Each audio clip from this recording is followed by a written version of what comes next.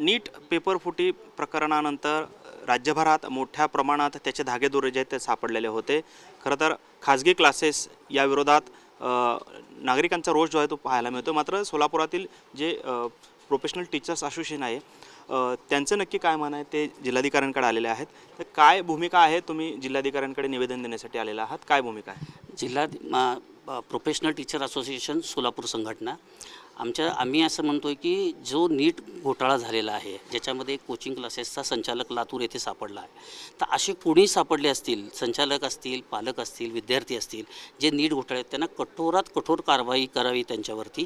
आणि जे विद्यार्थ्यांचं जे नुकसान झालं आहे, 23 लाख विद्यार्थ्यांचं जवळपास नुकसान झालेलं आहे, पालकांच्या स्वप्नांचा चक्काचुराडा झालेला आहे याच्यामध्ये, तर ते भरून निघणं शक्य नाही आहे. तरी पण आमची छोटीशी मदत म्हणून आमची जी संघटना आहे PTA सोलापूर, तर यांच्यातर्फे आम्ही 21 जूनपर्यंत सोलापुरातील मुलांना आणि लातूरमधली जी मुलं असतील, समजा सोलापुरातील काही मुलं लातूरला गेले असतील, तिथले क्लासेस आता बंद आहेत, तर सोलापूरमध्ये आमच्या संघटनेतर्फे त्यांना मोफत मार्गदर्शन करणार आहोत. त्या एरियामध्ये ते जे क्लासेस आहेत ते संघटनेचे सदस्य आहेत आमचे, त्यांनी सगळ्यांनी ठरवलं आहे की आम्ही मोफत मार्गदर्शन करू त्यांना.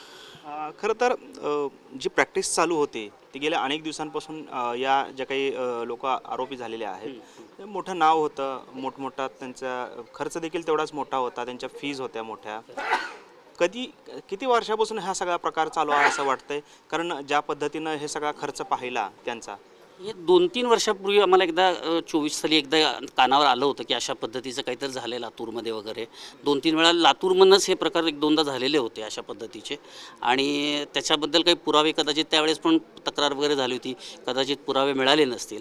आणि यावेळेस मोठे पुरावे मिळाले, CBIने त्यांना अटक केलेली आहे. पण ही जी प्रॅक्टिस आहे यामुळे तुम्ही जे एकदम सर्वसामान्य क्लासेस चालवतात, कारण तुमची मोठी गुंतवणूक नाही आहे, तुम्ही राज्यव्यापी काम करत नाही, त्यामुळे तुमच्यासारख्या क्लासेस धारकांवरती कुठेतरी अन्याय होतो का ह्या सगळ्या प्रकारामुळे? तुमच्या काय भावना आहेत आंतरिक? एकदम मी आता तेच बोलत होतो की जर डॉक्टरांनी काहीतरी चुकीचं काम केलं तर सगळे डॉक्टर चुकीचे होऊ शकत नाहीत ना.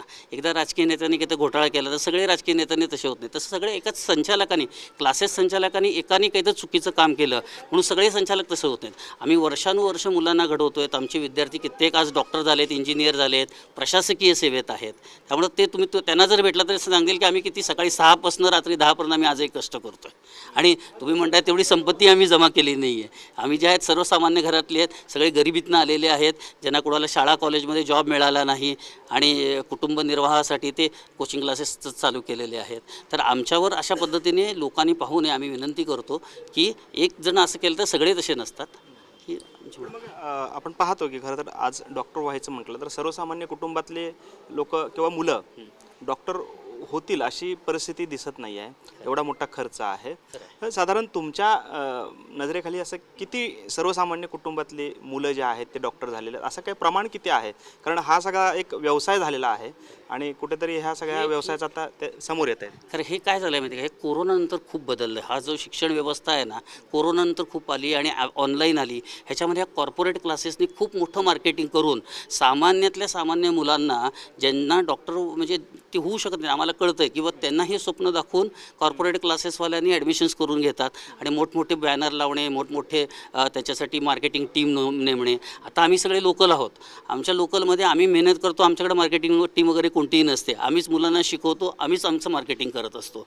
त्यामुळं हा जो सगळा घोळ झालेला आहे हा कॉर्पोरेट क्लासेसमुळं पर्टिक्युलरली जास्त झालेला आहे. तुम्ही बघा ना, लोकल क्लासेसचे बॅनर जेवढे तुम्हाला दिसणार आहेत तेवढे कॉर्पोरेट क्लासेस आहे. त्या कॉर्पोरेट क्लासेसमध्ये कॉर्पोरेट कल्चरमुळं ह्या सगळ्या गोष्टी जास्तीत जास्त होत आहेत.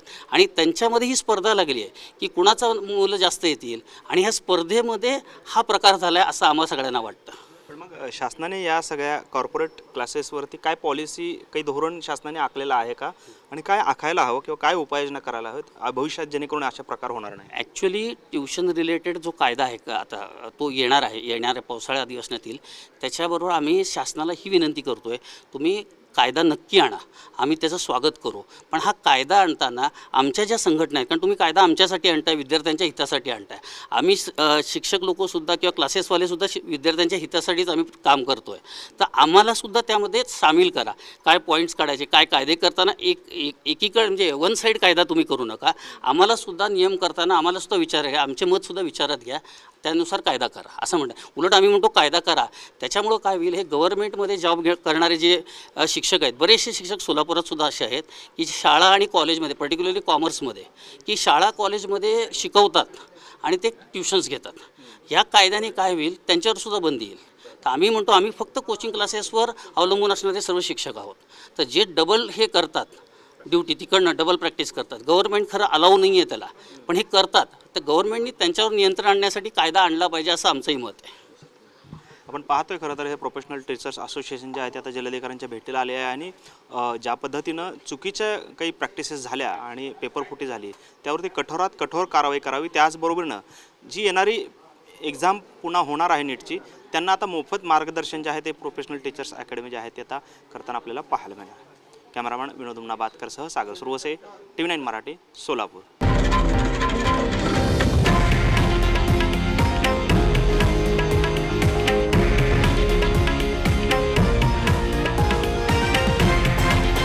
हे आहे देशातील नंबर 1 न्यूज नेटवर्क आणि आपण पाहत आहात TV9 मराठी, एकमेव.